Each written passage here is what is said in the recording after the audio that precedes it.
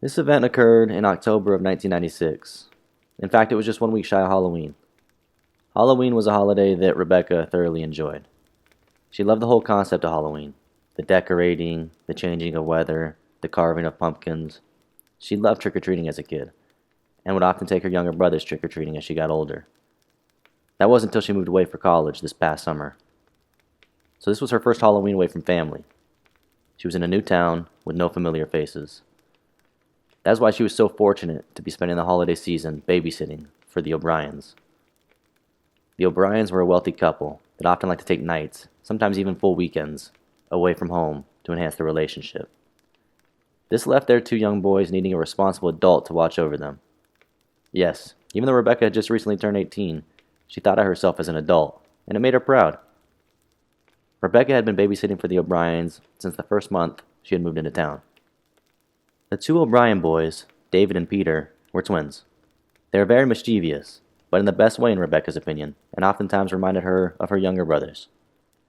The three had built an amazing bond the past few months that Rebecca had been babysitting them. So when the O'Briens called Rebecca to request her services for this upcoming weekend, she was more than excited to take up the offer. Rebecca hadn't babysat for the O'Briens the entire month of October, so, needless to say, the night she arrived at their big house, she was shocked at the amount of effort they put into their Halloween decor. We're talking the entire front of their property was designed to emit fear. There were big spiders, little spiders, walls of fog, dimly lit lights to illuminate the scene, webs littered throughout the trees and bushes, coffins half ajar with human limbs sticking out. Creepiest of all, there were 30-plus life-size figures in the yard. The figures were of all different varieties. There were vampire ones, skeleton ones, creepy blood-soaked clown ones, zombie ones, creepy witch ones, and many others. All of these figures were strategically placed to lead the visitors on a path to the front door, almost like a mini maze. It was quite impressive to Rebecca. The yard seemed alive. Rebecca smacked the cast iron door knocker against the front door. "Welcome, welcome," Mrs. O'Brien greets Rebecca as she lets her into the massive home entrance. Mrs. O'Brien informs Rebecca that the two boys are upstairs right now playing with their Legos, but they only have about 2 hours left before they need to be in bed. "We trust you," Mrs. O'Brien says to Rebecca with a gentle smile, as she takes Rebecca's coat off to settle her in. She then yells back to her husband that they need to get going, or they'll be late. Mrs. O'Brien then warns Rebecca that some of the rooms in the home are under reconstruction, including the one that she usually sleeps in, so she could either sleep in their room, or if she felt more comfortable, then she could sleep on the couch downstairs. She also warned Rebecca that the young twins were having horrible nightmares the past few weeks, so she really needs to keep an ear out in case they had night terrors again. Rebecca reassures the parents that their kids are in good hands. The O'Briens depart for the night. After getting all settled in and greeting the two young boys, Rebecca really wanted to watch a movie, so she went downstairs to the kitchen to make some popcorn for a snack.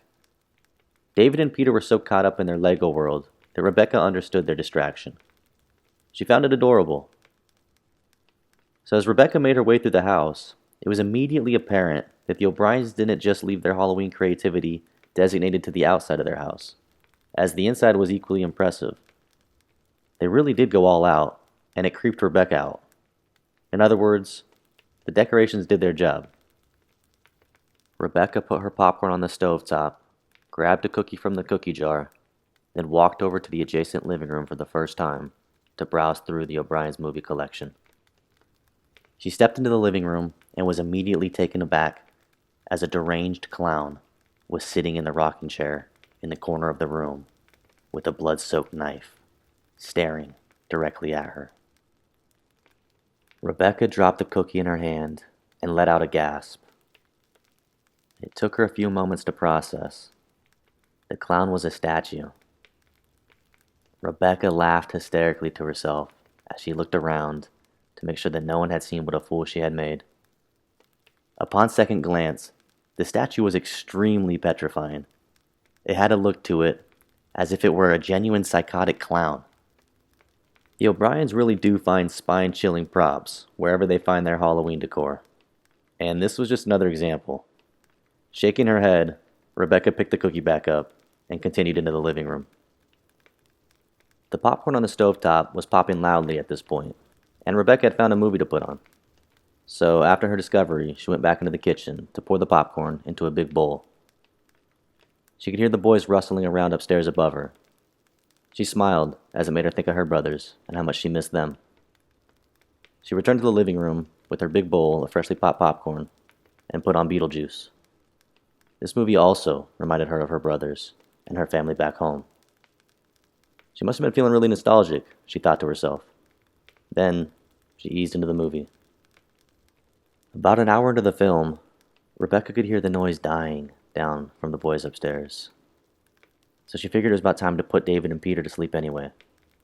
She paused the film and decided that she would give the twins a few more minutes of playing while she prepped some tea. She was feeling rather parched from all the salty popcorn.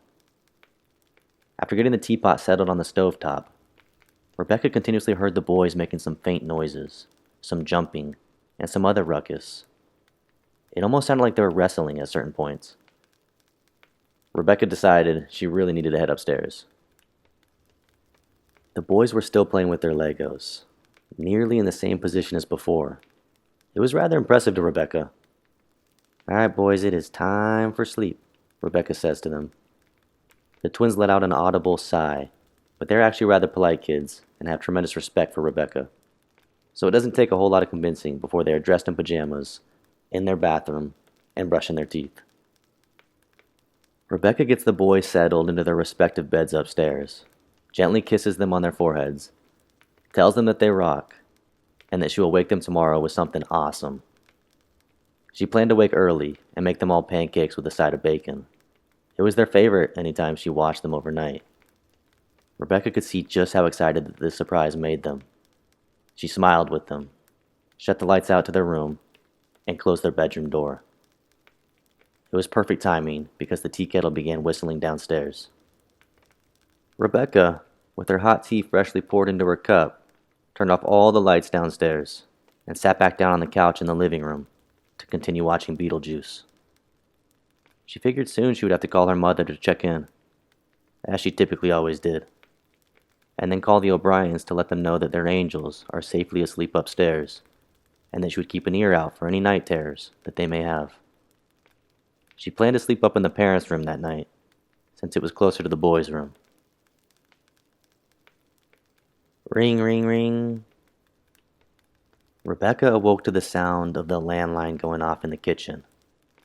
Her eyes felt so heavy and so dizzy. Ring, ring, ring. It took her a moment to process. She couldn't believe that she had fallen asleep during the movie. She couldn't even remember the last scene that she had seen. Her eyes slowly shut for a second. The landline phone continued ringing a few more times before completely stopping. Rebecca wanted to get up, but her body felt absolutely exhausted. She peeked over at the grandfather clock next to the TV. The clock was nearing midnight. With one big sigh of confusion, Rebecca forced her body up off the couch and straight into the kitchen where the landline lived. She figured it must have been the O'Briens calling to check in and see how things were going. Rebecca picked up the phone and dialed in the number that was posted on the piece of paper next to the receiver. Within one ring, Mrs. O'Brien answered at the other end. Rebecca, being the polite young adult that she was, apologized for the delay in call and explained the situation that had happened, how she had fallen asleep on the couch unexpectedly. Mrs. O'Brien said that it was absolutely no big deal, and Rebecca could tell that she had one too many drinks by the way some of her words had been slurring. After Mrs. O'Brien confirmed with Rebecca that the boys were safe and asleep, they exchanged a few stories about the O'Briens' night out. They exchanged a few laughs and a few chuckles. Rebecca then brought up the fact that she had gotten utterly terrified at the first sight of that clown statue. Mrs. O'Brien was cracking up. "Isn't it terrifying?" she said in her slurred speech.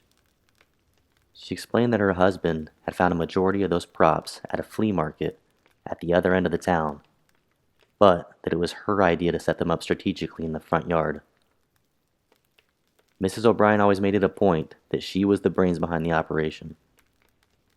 She mentioned that the clown ones were the ones that always freaked her out the most, too. She then said that they were so petrifying that even her brave boys began having night terrors, that a clown would often crack open their bedroom door late at night and peek at them. Yeah, but not those ones. The one in the living room. The one that rocks in the rocking chair like it's ready to knit a sweater with its knife, Rebecca says lightly and with a chuckle. Silence. That was the one that utterly terrified me earlier. It looked like it was looking right at me. The line was still silent. Rebecca, please, please do not act out of character here, and do not make a scene, but please, go grab the kids from upstairs, and get out of the house. It took a brief second, but Rebecca lost her breath. Rebecca, we do not have any clown statues placed inside the house, and certainly not in the living room. Rebecca mumbled the word, "Okay," into the telephone line before traumatically hanging up. Rebecca leaned back from the landline receiver to peek into the living room. The room looked the exact same as she had left it, minus the clown statue. Rebecca, with the boys being harmed in mind, could not hold her composure and bolted up the stairs. She briefly noticed the word "mine" written on the bedroom door before busting into the boys' room. Blood is all over their beds. The window is open. David and Peter are missing. Well, most of them.